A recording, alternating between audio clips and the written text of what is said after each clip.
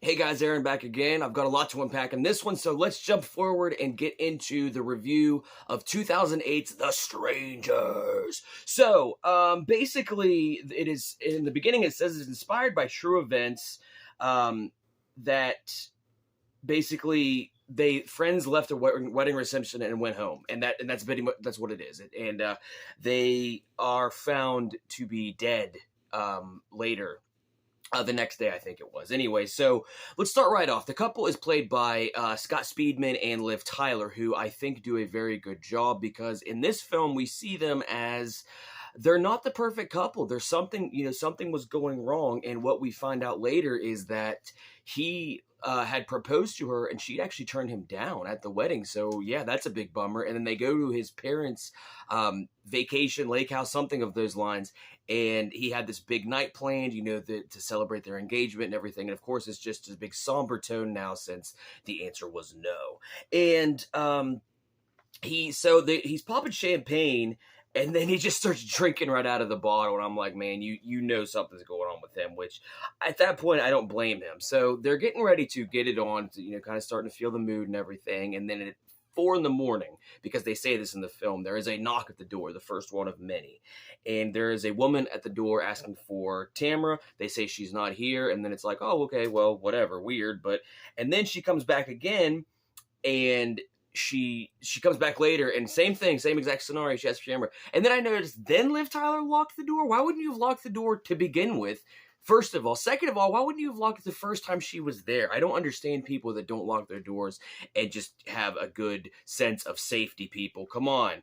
There's a masked man that shows up out of freaking nowhere, and it's just in the back screen there. It scared the piss out of me because it was just a real quick, boom, and I'm like, oh man. The masked man scares her, and the record player starts skipping. That was awesome, I thought. So it was just a really cool way that they went and did that and made it, hey, this is what's going on, and boom, this is something scary too. The record player in this film, I think, really played a big part in how the film was actually done, honestly, because it keeps going back and forth to it throughout the whole movie. It's actually, it's almost like its own little character.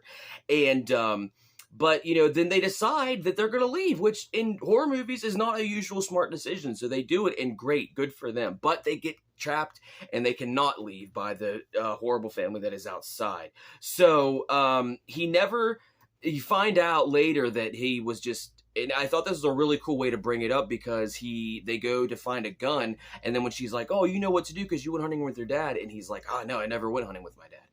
It's just a little nice thing that it's just they don't know everything about each other, and it's a nice way for us as the audience to understand things about them that now we know, and it's a nice way to put it in there. It's just a good way to get it across, as opposed to beating you over the head with a lot of films do, especially in horror movies for some reason. But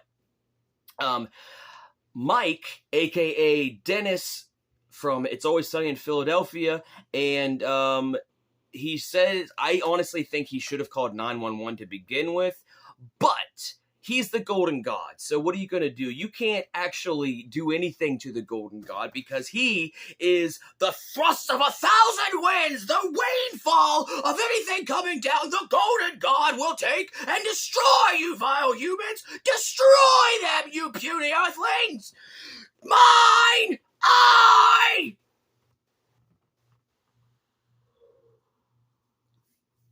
So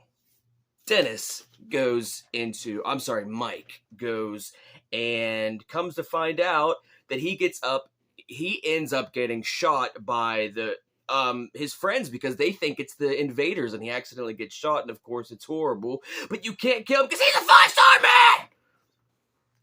A 5-star man!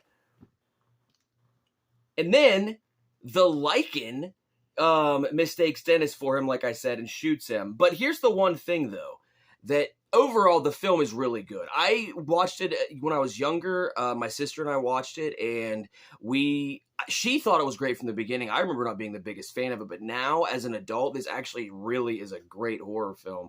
I definitely recommend it. But the thing is, at the end of the day, they had to have known it wouldn't have worked out. A she-elf and a Lycan? What will they think of next? But anyway, honestly, when Liv Tyler started screaming at the end, it was insane. She just has a really great horror scream, and I like that. The acting overall is really good from everybody. It's a nice suspenseful thing, and the tagline at the end, I don't know if you want to call it the tagline, but the line at the end when, why are you doing this? Because you were home. That's terrifying. That really is. That's the world we live in today. But I just don't think that any of that excuses the fact that they killed the Golden God. He's a 5-star man. He's a 5-star man, and you killed the Golden God! But anyway, I digress. That's my review of The Strangers. I really like it. I still, I don't know what I was thinking when I was younger. I thought it was kind of silly, but great film. Definitely recommend checking it out if you haven't. It's a good one for a Halloween staple. I might watch it every year from now on. Take it easy, guys. We'll be back with something.